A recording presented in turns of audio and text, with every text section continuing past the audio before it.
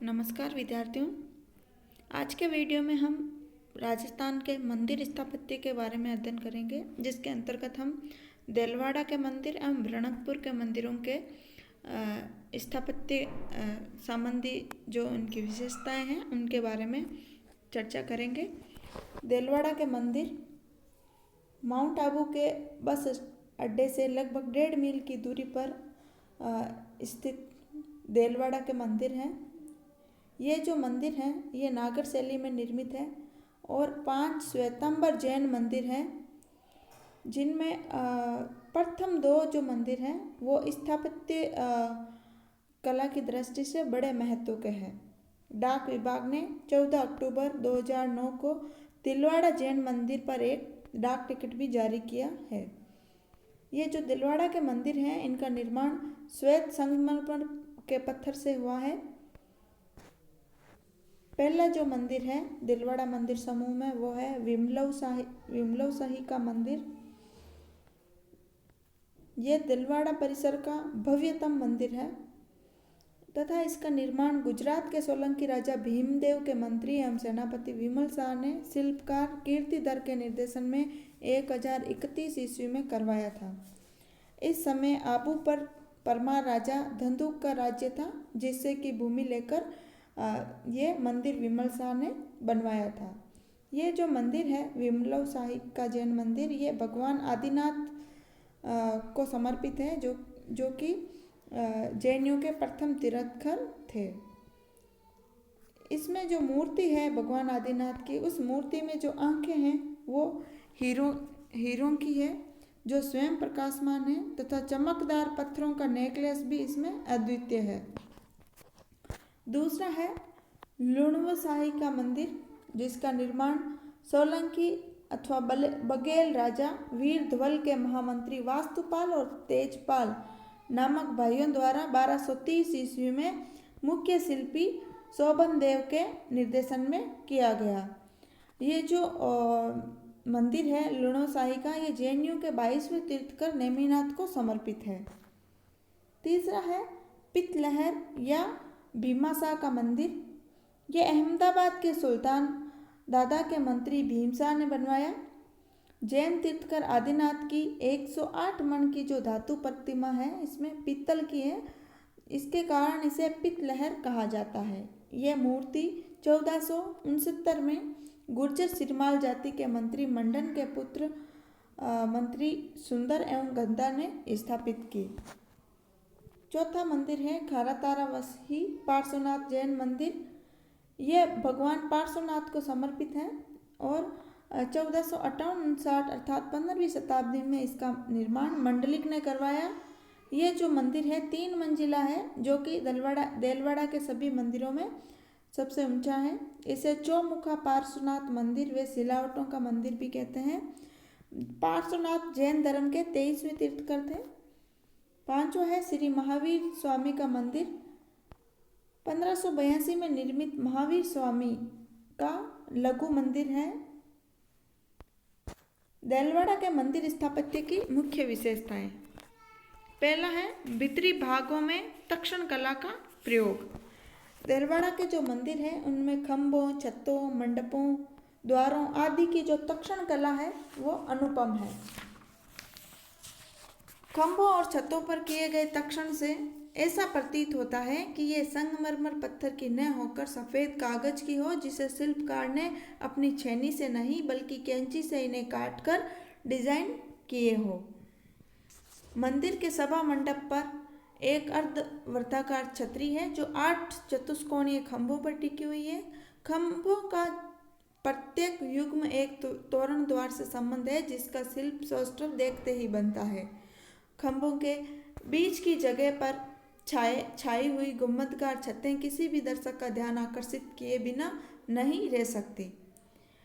श्री कौशल ने लिखा है, संगमरमर की पतली और पारदर्शी छिलके की भांति पत्थर की तक्षण कला कहीं की कला से आगे बढ़ जाती है और उसमें उत्कीर्ण अंश सुंदरता के स्वप्न दिखाई देते हैं। यदि इस कथा में विश्वास किया जाए कि तो यहाँ तक्षण में ऐसी सुंदरता लाने का जो रहस्य था वो ये था कि कलाकार जितना बारीक पत्थर को छीलता था उससे प्राप्त संगमरमर की समूची धूल के वजन के अनुसार उसे पारिश्रमिक दिया जाता था।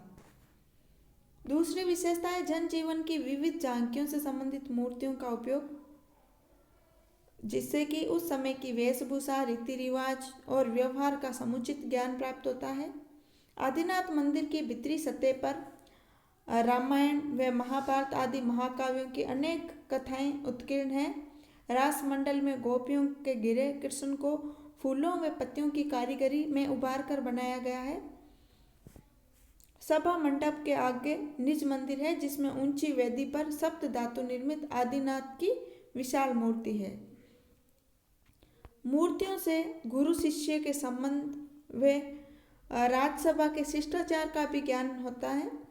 देलवाड़ा के मंदिर समूह शिल्प शास्त्र, नाट्य शास्त्र, इतिहास और समाज शास्त्र के अध्ययन के लिए स्वतः मूर्तिमान साक्षात अध्ययन के केंद्र है। अगली विशेषता है मंडपों की नक्काशी। सारे मंडप का काम इतना बारीक है कि दर्शक के धैर्य की सीमा नहीं रहती और फिर भी उस अनुपम सुंदरता को देखने से मन नहीं भरता। दिलवाड़ा के ये मंदिर शिल्प कला की दृष्टि से राजस्थान में ही नहीं, संपूर्ण भारत में अपने ढंग के उत्कृष्ट नमूने हैं। कर्नल टोड ने इन मंदिरों को देखने के बाद कहा था कि सब मिलाकर जो धन इस पर व्यय हुआ है तथा जिस कारीगरी एवं श्रम का उपयोग हुआ है, उन सब को ध्यान में रखते हुए यह कहा जा सकता है कि केवल आगरे का ताजमहल ही एक ऐसी इमारत है जिसको इनसे बढ़कर बताया जा सकता है। अर्थात कर्नल टोड ने आगरे की ताजमहल के बाद इन्हें जो दिलवाड़ा के मंदिर है इनको सबसे बढ़कर बताया है। डॉक्टर गोपीनाथ शर्मा के अनुसार यदि ताजमहल एक स्त्री का संस्मरण है तो इन मंदिरों के पीछे एक धर्मनिष्ठ उदारता मूर्तिमान दिखाई देती है। फर्ग्यूसन, हेवेल, स्मिथ आदि जो वास्तुशास्त्र के प्रकांड विद्वान हैं, उन्होंने तो यहाँ तक लिख दिया है कि कारीगरी और सूक्ष्मता की दृष्टि से इन मंदिरों की समता हिंदुस्तान की कोई इमारत नहीं कर सकती। नेक्स्ट है रणकपुर का मंदिर।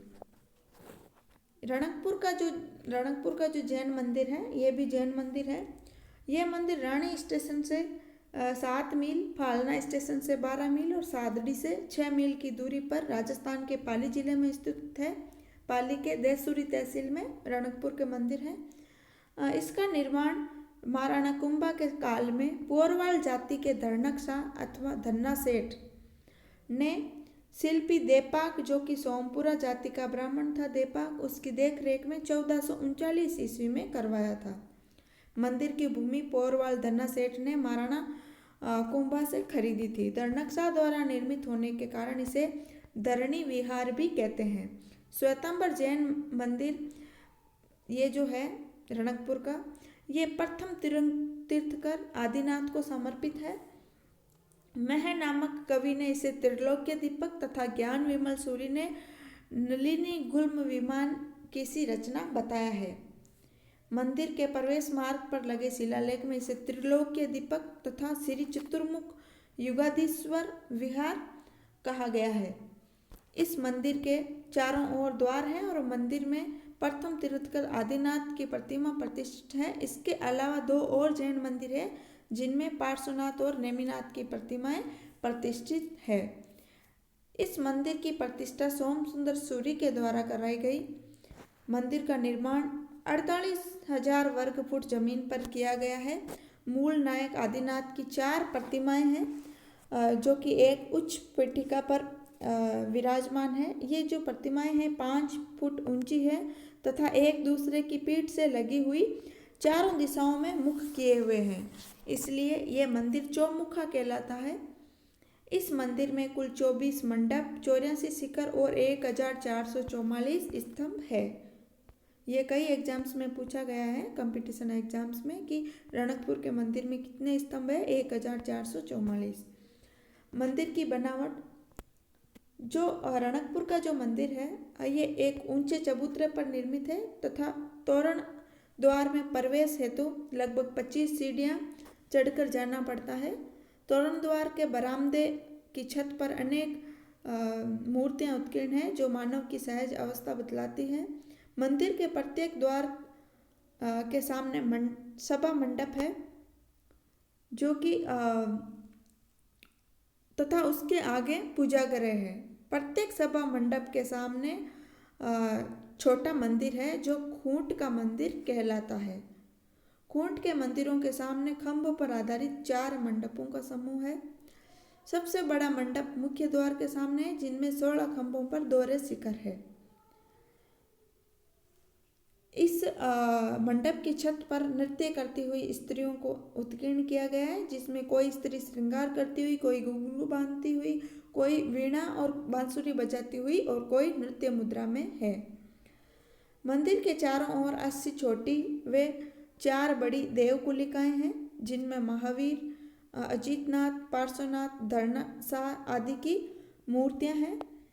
मंदिर के धरातल में सेवाड़ी का पत्थर तथा दीवारों में सोनाना का पत्थर है वो लगाया गया है, पत्थर काम में लिया गया है। तोरण और मूर्ति कला। मंदिर के बाहर रंग मंडप में बने जो तोरण है वो अत्यधिक आकर्षक है और एक ही पत्थर से निर्मित है। ये जो तोरण है बहुत ही बारीकी से इन पर खुदाई का काम हुआ है। इसी रंग मंडप के गुंबद के घेरे के चारों ओर नृत्य करती हुई 16 पुतलिकाएं उत्कीर्ण है जिनका विवेचन अभी हमने किया है। मंदिर के उत्तरी द्वार की ओर एक सहस्त्रकूट स्तंभ है जिसे राणक स्तंभ कहते हैं। मुख्य द्वार की छत पर तीर्थकर ऋषभदेव की माता मारू देवी की हाथी पर आसीन प्रतिमा है। मंदिर में कुल 13 शिलालेख लगे हुए हैं जिनसे विभिन्न देवकुलिकाओं, सभा मंडपों आदि के निर्माण व जीर्णोद्धार का पता चलता है। प्रसिद्ध वास्तुशास्त्री फर्ग्यूसन ने कहा है कि मैं अन्य कोई ऐसा भवन नहीं जानता जो इतना रोचक व प्रभावशाली हो या जो स्तंभों की व्यवस्था में इतनी सुंदरता व्यक्त करता हो। रणकपुर के जो मंदिर है रणकपुर का जो मंदिर है उसमें 1444 स्तंभ है। उन स्तंभों को इस प्रकार से खड़ा किया गया है कि मंदिर में कहीं भी खड़े होने पर सामने की दिशा की देवकुलिका की प्रतिमा तथा उस दिशा के स्तंभ एक ही कतार में खड़े दिखाई देते हैं।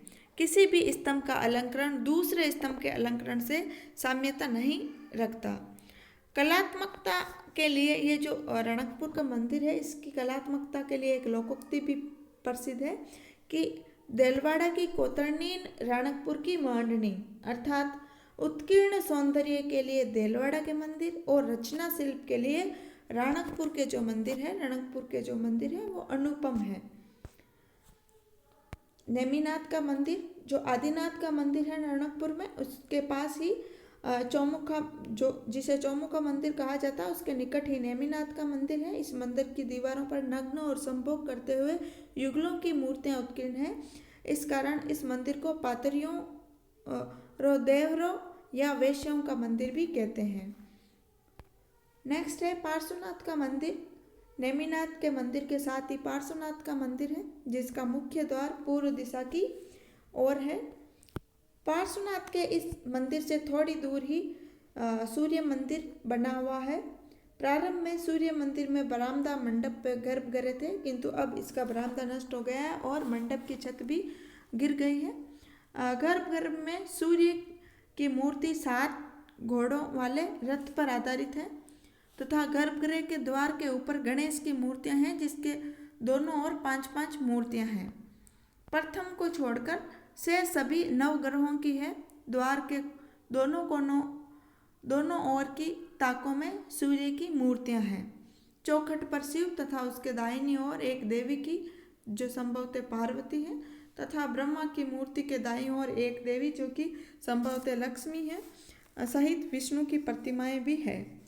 तो विद्यार्थियों, आज हमने देलवाड़ा और रणकपुर के मंदिरों के बारे में विस्तृत अध्ययन किया, जिसके अंतर्गत हमने देलवाड़ा व रणकपुर के मंदिर के स्थापत्य कला की प्रमुख विशेषताओं एवं इनसे संबंधित प्रमुख इतिहास के बारे में चर्चा की। ये वीडियो यहीं समाप्त करते हैं। धन्यवाद।